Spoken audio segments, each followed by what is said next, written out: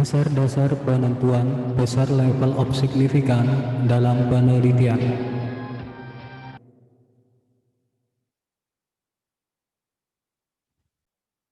Assalamualaikum warahmatullahi wabarakatuh.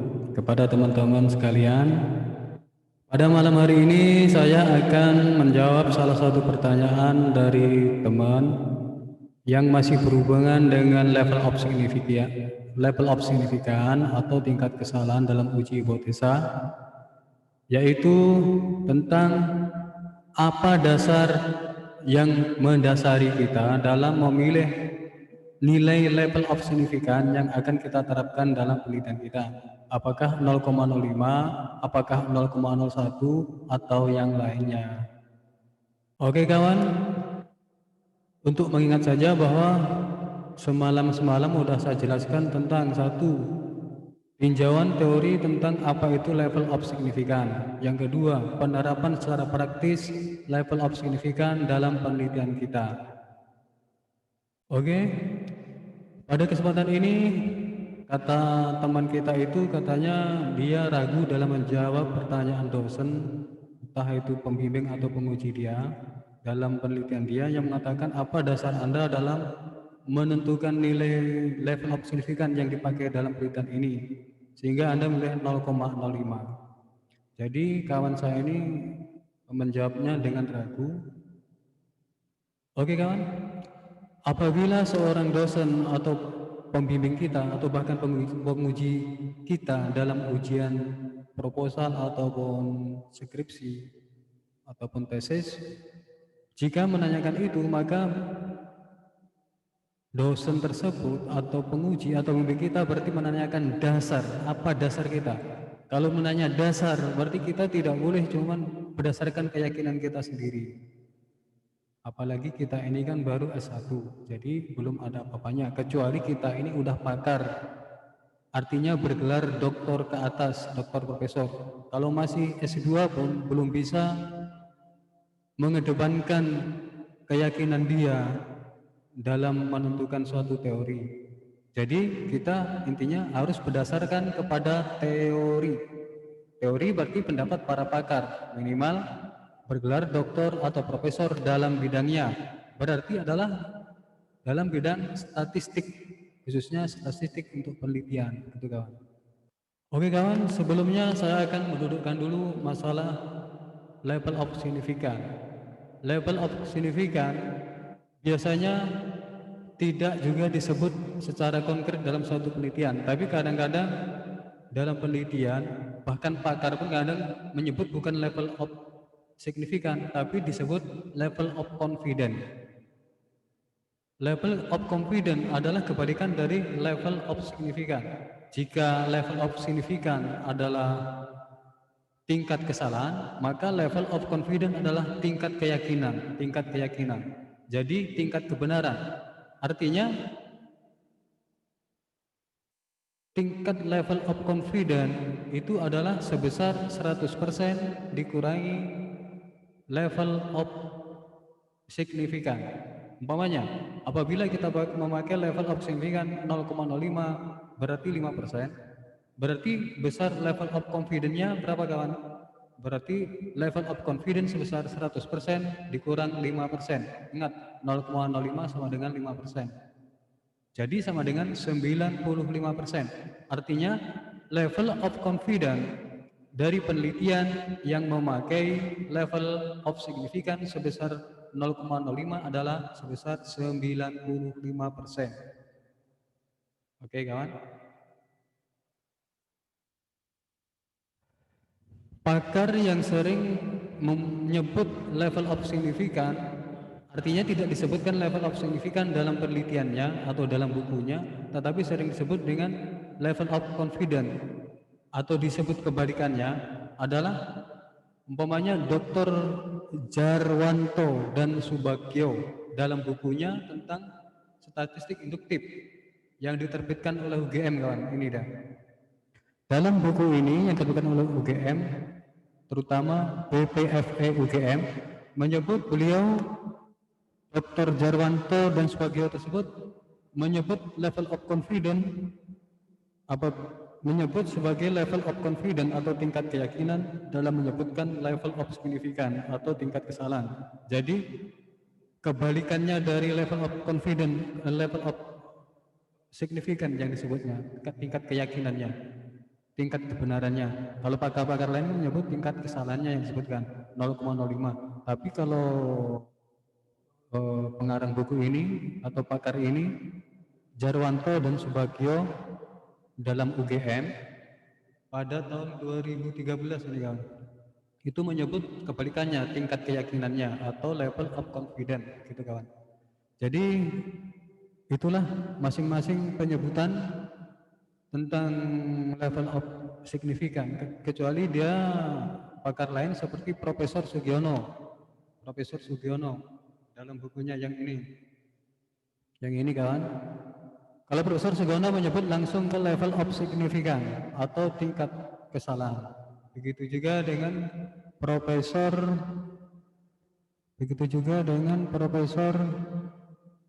siapa ini namanya? Profesor Ahmad Sudiro. Profesor Ahmad Sudiro dalam tulisannya di blog atau dalam jurnal atau dalam paper, nanti saya sebutkan sumbernya, linknya dalam deskripsi saya, itu menyebut dengan signifikansi, berarti dia menyebut tingkat kesalahannya kawan. Jadi rata-rata pakar menyebut tingkat kesalahan atau level of signifikansi, kecuali pakar-pakar tertentu seperti yang disebut tadi, yaitu Jarwanto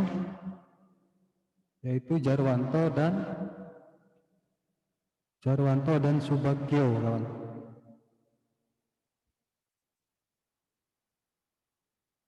Oke kawan, kita kembali kepada pertanyaan teman kita, apa dasarnya kita dalam menentukan besaran level of signifikansi 0,05, 0,01, 0,01 dan lain sebagainya.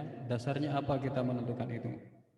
Oke, jika ditanya dasar berarti kita ditanya tentang rujukan kita, literatur rujukan yang terpercaya dari pakar.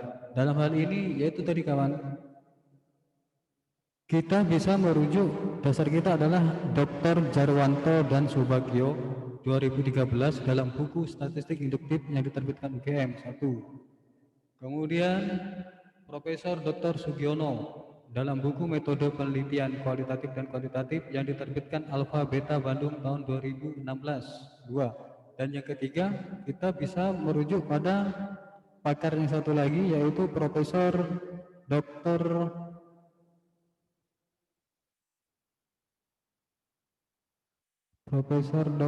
siapa tadi kawan? Profesor Dr. Ahmad Sudiro.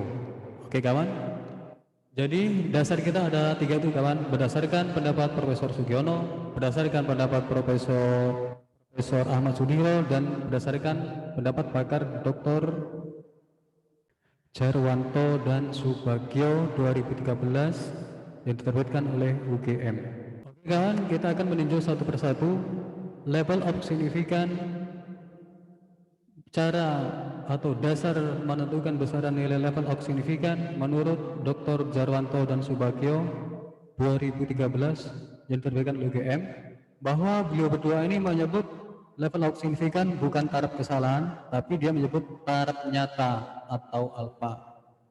Menurut beliau, taraf nyata adalah besarnya batas toleransi dalam menerima kesalahan hasil hipotesis terhadap nilai parameter populasinya. Semakin tinggi taraf nyata yang digunakan, semakin tinggi pula penolakan hipotesis nol atau hipotesis yang diuji. Padahal hipotesis nol benar, itu sudah saya jelaskan kemarin. Kemudian cara menentukan besaran nilai signifikansinya, kalau menurut Jarwanto dan Sugiono ini bisa dipakai katanya 1%, 5%, 10% atau yang lainnya. 1% berarti 0,01, 5% berarti 0,05, 10% berarti 0,01 dan lain sebagainya. Itu kalau menurut pakar ini, Dr. Jarwanto dan Subagio, bisa bermacam-macam dipakai. Sehingga secara umum taraf nyata dituliskan sebagai alfa 0,05, alfa 0,1 kata dia.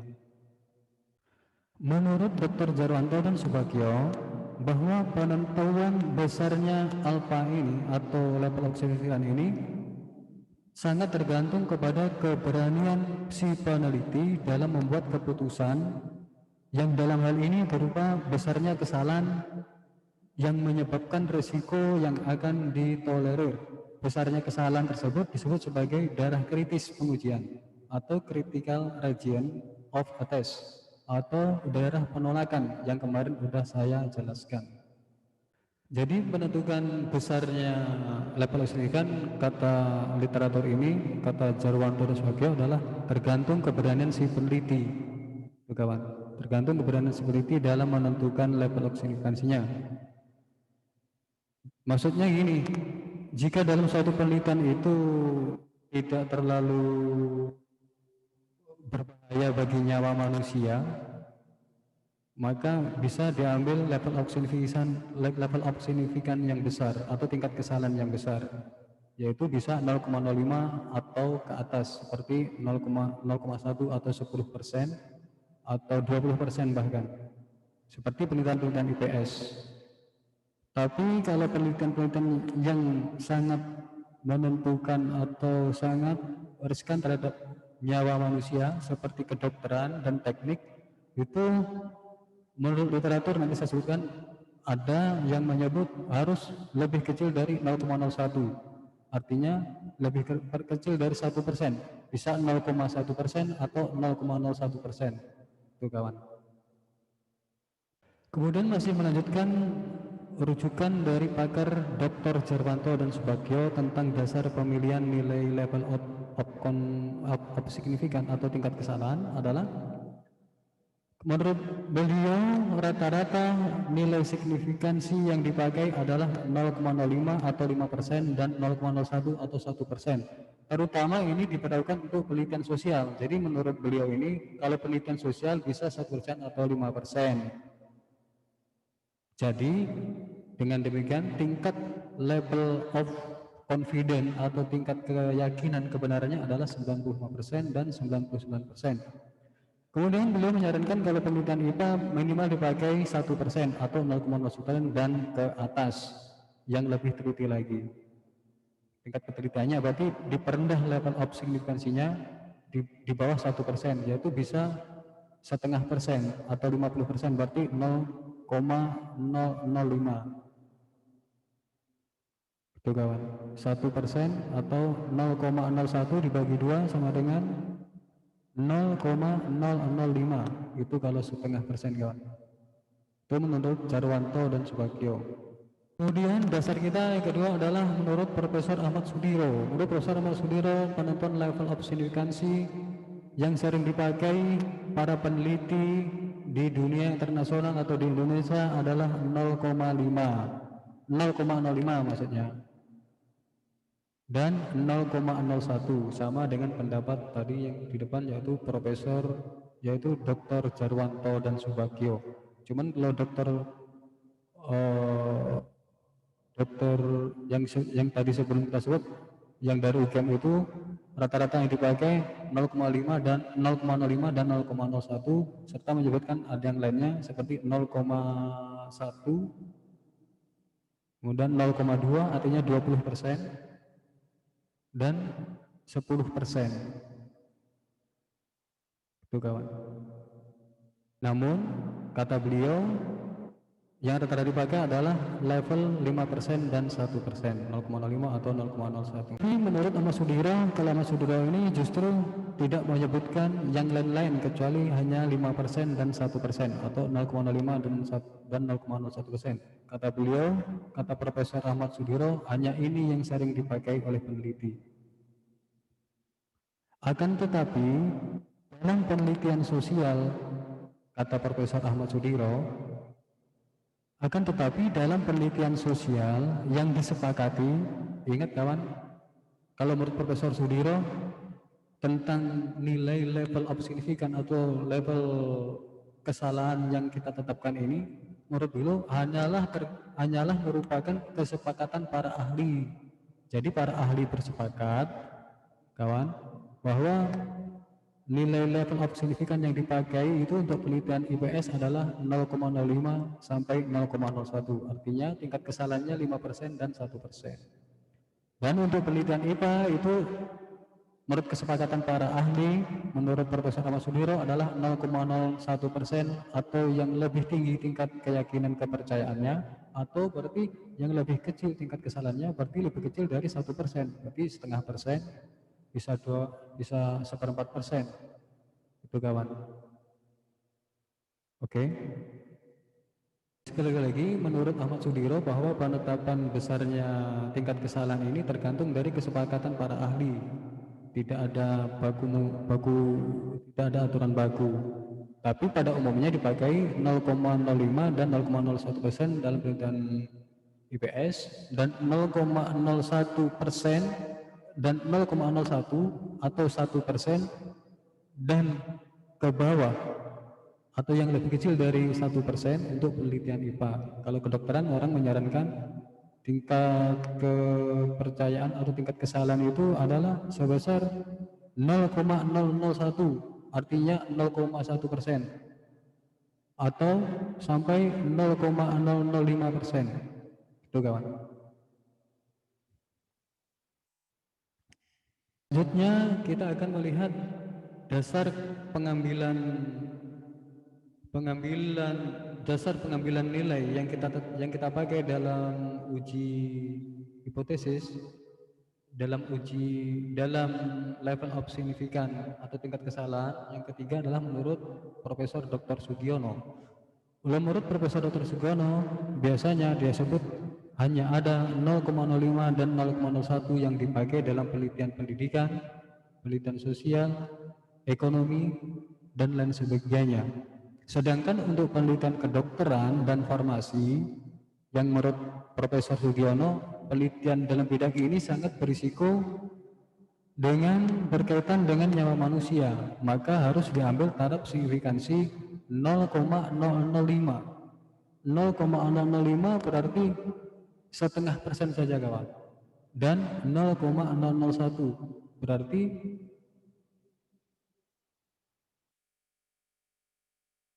0,01 berarti 0,1%. Kalau 0,05 berarti 0,5%. Berarti setengah 0,5% dan 0,1%. Jadi tidak nyampe 1% kawan kalau untuk penelitian kedokteran. Dan bahkan mungkin kata Profesor Sugiono adalah sebesar 0,0001 tingkat kesalahannya, atau sebesar 0,01% saja yang diizinkan untuk penelitian kedokteran dan farmasi. Kemudian lebih lanjut Profesor Dr. Sugiono menerangkan, misalnya saja ditentukan taraf signifikansi 5%, maka apabila kesimpulan yang diperoleh diterapkan pada populasi 100 orang, maka akan tepat untuk 95 orang dan 5 orang lainnya terjadi penyimpangan. Artinya 5 ini adalah besar kesalahan atau level of signifikan, dan 95% adalah 95 orang adalah angka level of confidence atau tingkat keyakinan. Itulah kawan dasar-dasar kita dalam menentukan nilai level of signifikan, apakah 0,01 atau 0,5 atau yang lainnya. Maka kita tidak hanya menjawab dengan keyakinan kita sendiri, tapi kita punya rujukan, punya dasarnya kuat, sehingga siapapun yang bertanya tentang itu, maka dia tidak bisa lagi membantah dari jawaban kita, walaupun dia profesor sekalipun. Karena ini yang kita ajukan ini kan rujukan literatur yang terpercaya dari ahlinya Profesor Sugiono, Profesor Ahmad Sudiro, kemudian Dr. Jarwanto dan Subagio dari UGM. Gitu kawan. Dan tadi disebutkan tentang penentuan nilai-nilai level signifikan itu menurut Profesor Sudiro adalah atas kesepakatan bersama para ahli statistik penelitian umumnya kawan. Ini kawan, inilah tulisan yang tadi disebut level of confidence ini kawan, atau tingkat keyakinan ini dah. Beberapa pakar menyebut bukan level of signifikan tapi level of confidence. Ini adalah arti kebalikan dari level of signifikan. Jika level of signifikan adalah tingkat kesalahan, maka level of confidence itu adalah tingkat keyakinan. Jadi dia ada pakar juga yang menyebut kebalikannya. Jadi yang disebutkan adalah tingkat keyakinan, bukan tingkat kesalahan. Kalau tingkat kesalahannya 5%, berarti tingkat keyakinannya 90%. Kalau tingkat kesalahannya 1%, maka tingkat keyakinannya berarti tingkat keyakinan berarti 99%, gitu kawan. Kemudian inilah tulisan dari para pakar tadi kawan, rujukan kita ini Profesor Sugiono tahun 2016, tepatnya pada halaman 160 dan 165 yang menyebutkan tentang dasar-dasar penentuan angka level of signifikan tersebut. Kemudian Profesor Ahmad Sudiro ini tulisannya pada tahun 2012 dalam papernya di blog atau di media online atau di jurnal, nanti deskripsinya saya buat di bawah di deskripsi YouTube saya. Kemudian yang ketiga adalah Dr. Jarwanto dan Dr. Subagio tahun 2016, tahun 2013 ini kawan, 2016, ini 2013.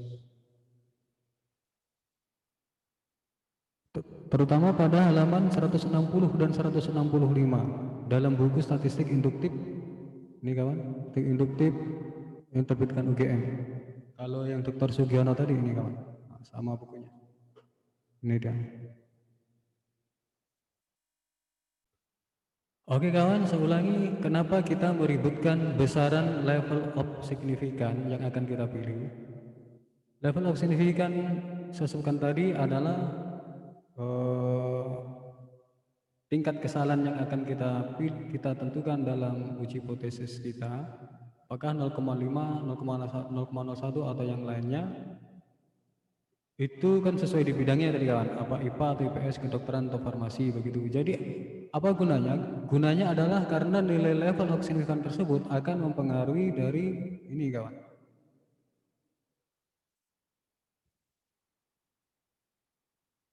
Akan mempengaruhi dari nilai T-tabel. Ini dia, T-tabel.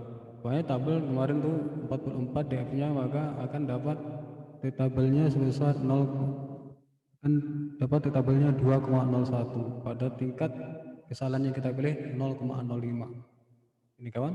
Kemudian bagaimana pula nilai tabel apabila tingkat kesalahannya kita turunkan jadi 0,01, berarti di sini kawan, ini kita lihat, berarti di sini, jadi pertemuannya di sini berarti 0,69. Dari sini dapat kita simpulkan bahwa semakin teliti atau semakin kecil tingkat kesalahan, maka akan semakin besar nilai T-tabel. Dan semakin besar tingkat kesalahan, maka nilai T-tabel ini akan semakin kecil. Saya ulangi, semakin kecil nilai T-tabel, semakin kecil nilai kesalahan, maka akan semakin besar nilai T-tabel. Hal ini dapat bermakna apa kawan? Bahwa untuk membuat suatu hipotesa itu diterima, terutama supaya ada perbedaan atau ada pengaruh dalam penelitian korelasi, ada perbedaan dalam penelitian komparatif, itu supaya ada pengaruhnya maka kita harus menaikkan tingkat kesalahan kita akan kita naikkan, ya kan? Dengan kita menaikkan tingkat kesalahan, maka ini nilai T-tabel akan semakin turun.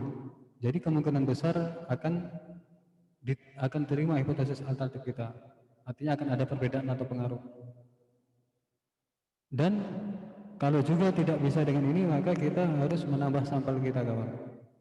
Coba secara sekilas kita akan menunjukkan contoh kasus punya salah seorang teman kita, itu tidak ada perbedaan sama sekali dalam penelitian semut atau keragaman semut di satu tempat dengan tempat lain, alami dan terganggu. Coba kita lihat. Ini kawan, dalam penelitian kakak ini tidak ada pengaruh, tidak ada perbedaan antara semut yang ada di daerah alami dan keragaman semut yang ada di daerah terganggu. Sedangkan menurut teori itu kan harusnya berbeda. Keragaman semut daerah alami harusnya lebih banyak jumlah dan spesiesnya daripada spesies semut yang di daerah terganggu. Tapi kenyataannya di sini terhitung sebesar 0,0 dengan signifikansi 1,0, artinya tidak terdapat perbedaan. Jadi supaya ada perbedaan, supaya ini sesuai dengan teori yang ada. Soalnya kita merumuskan hipotesis itu, hipotesis KK ini kan terdapat perbedaan gitu. Sedangkan hipotesis itu dasarnya dari teori yang terpercaya. Jadi supaya teori hipotesis diterima, maka kita yang pertama tadi harus menaikkan tingkat kesalahan atau level of signifikan kita menjadi lebih besar lagi. Dan kalau tidak bisa juga, maka kita harus menaikkan jumlah sampel. Seperti punya KK ini, jumlah sampel yang dimaksud adalah ini dia. Ini kan keragaman semut, ini spesies semut, kemudian ini adalah daerah-daerah pengambilan nih kawan. Tunggu.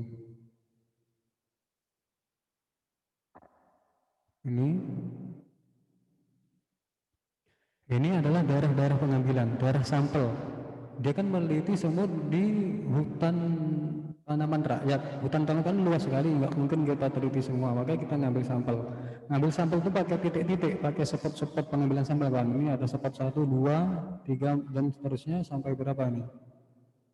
Sampai banyak ini. Ini kawan. Jadi menurut teori ini harus ditambah. Titik-titik pengambilan sampel semut ini harus ditambah lagi. Ini kan udah banyak, jadi ditambah lebih banyak lagi. Jadi ini namanya memperbanyak jumlah sampel. Kemudian yang tadi ini adalah menaikkan tingkat kesalahan kita naikkan. Jadi semakin besar tingkat kesalahan kita, maka hipotesis itu akan diterima. Dan semakin kecil tingkat kesalahan, maka hipotesis kemungkinan akan ditolak. Jadi itulah risiko kawan kita penelitian. Jadi kalau kita harus memaksakan hipotesis kita diterima supaya ada perbedaan, supaya ada pengaruh sesuai dengan teori, maka hanya dua ini kita lakukan, yaitu kita memperbesar tingkat kesalahan dan menambah sampel.